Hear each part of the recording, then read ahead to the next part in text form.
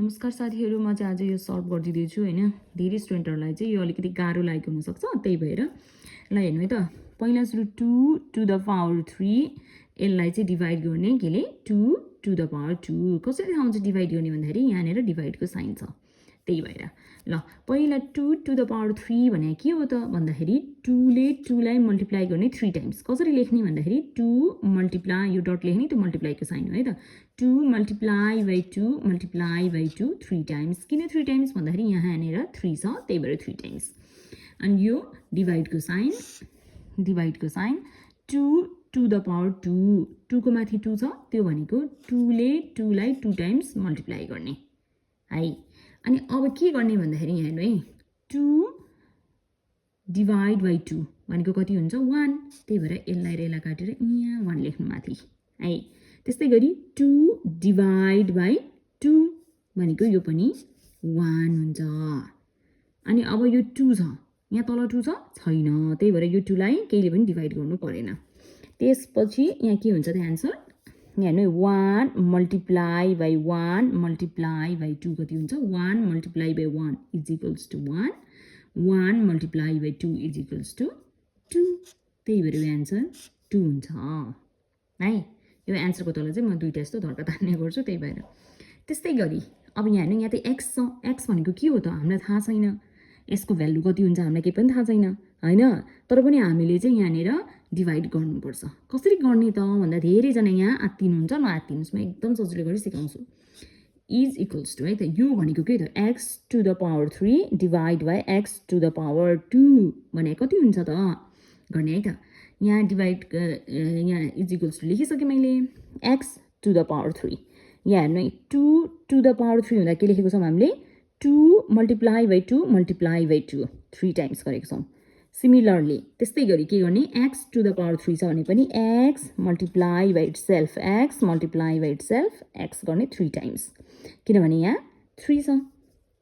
त्यस्तै गरी यो डिभाइडको साइन डिभाइड लेखेँ। त्यस्तै गरी एक्स टु द पावर 2 छ भने चाहिँ कति ताले मल्टिप्लाई गर्ने एक्स लेखसँग, हो good 2 times, x multiply by x. अब यहाँ हेर्नु है, अब यसपछि के गर्ने, यहाँनिर एक्स छ, डिभाइडको साइन छ, एक्स छ हैन, त्यस कारणले एक्स डिभाइड बाई एक्स। यहाँ 2 डिभाइड बाई 2 1 भयो, 2 छ माथि पनि तल पनि 2 छ, 2 ले 2 लाई डिभाइड गर्दा 1 भए जस्तै एक्सले एक्सलाई डिभाइड गर्दा पनि 1 हुन्छ है। त्यस्तै गरी यहाँ माथि एक्स छ, तल पनि एक्स छ, एक्सले एक्सलाई डिभाइड गर्दा यहाँ पनि 1 हुन्छ। अब यहाँ माथि एक्स छ, तल छैन, नभएपछि डिभाइड गर्नु परेन। त्यस कारणले गर्दाखेरि के हुन्छ 1 multiply by 1 is equals to 1 1 multiply by x is equals to x हुन्छ। तपाईँले एउटा मात्र एक्स लेख्नुभयो भने के हो, यो भनेको चाहिँ इज इक्वल्स टु 1 एक्स लेख्नु र एक्स लेख्नु एउटै हो है। ल त्यस कारणले एन्सर एक्स लेखे पनि भयो, 1 एक्स लेखे पनि भयो।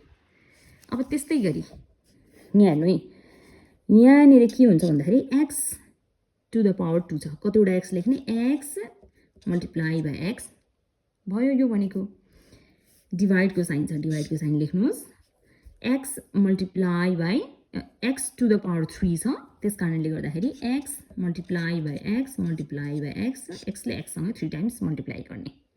यहाँ 3 भएकोले, यहाँ 2 भएकोले 2 टाइम्स मात्र मल्टिप्लाई गर्यो, 3 भएकोले 3 टाइम्स, यदि 4 थियो भने 4 टाइम्स, 5 थियो भने 5 times, blah blah blah okay. त्यस्तै गरी अब हेर्नु है, एक्स डिभाइड बाई एक्स यहाँ छ 2 डिभाइड बाई 2, 2 माथि पनि सेम नम्बर तल पनि सेम नम्बर छ भने 1 हुन्छ, सेम नम्बरले सेम नम्बरलाई नै डिभाइड गर्दा 1 हुन्छ। त्यस्तै गरी सेम लेटरले सेम लेटरलाई नै डिभाइड गर्दा पनि 1 हुन्छ। त्यस्तै गरी एक्स एक्स सेम लेटर 1 हुन्छ।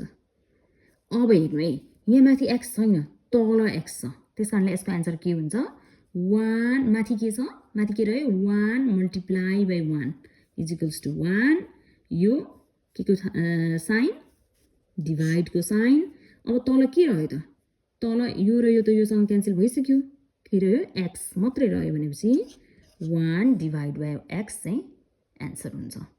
यहाँ धेरैले x is equals to x लेख्नुहुन्छ, यो इज इक्वल टु एक्स यस्तो लेख्नुहुन्छ यहाँ तल छ एक्स तर माथि नै एक्स लेखिदिनुहुन्छ त्यो भनेको यो चाहिँ रङ हो यदि माथि एक्स लेख्नुभयो भने यो चाहिँ 1 डिभाइड बाई एक्स राइट हो किनभने माथि के छ बाँकी रहेको 1 मल्टिप्लाई बाई 1 छ 1 अनि तल कति छ एक्स छ त्यही भएर तल एक्स उब्रेको छ भने तलै लेख्नुपर्छ है तल भनेको यसलाई माथि भन्ने यो डिभाइडको साइन छ अनि यो तलकोलाई तल यो माथिको पार्ट भयो यो तलको पार्ट भयो यो तलै लेख्नुपर्छ तल एक्स उब्रेको छ भने तल लेख्ने यहाँ माथि एक्स उब्रेको छ त्यही भएर यो माथि एक्स लेखेको छ तल केही पनि लेखेको छैन तल लेख्नै पर्दैन केही नउब्रेपछि तर यहाँ माथि 1 छ तल चाहिँ एक्स अनि तल लेख्ने यो चाहिँ आन्सर राइट हो ल थ्याङ्क यू फर वाचिङ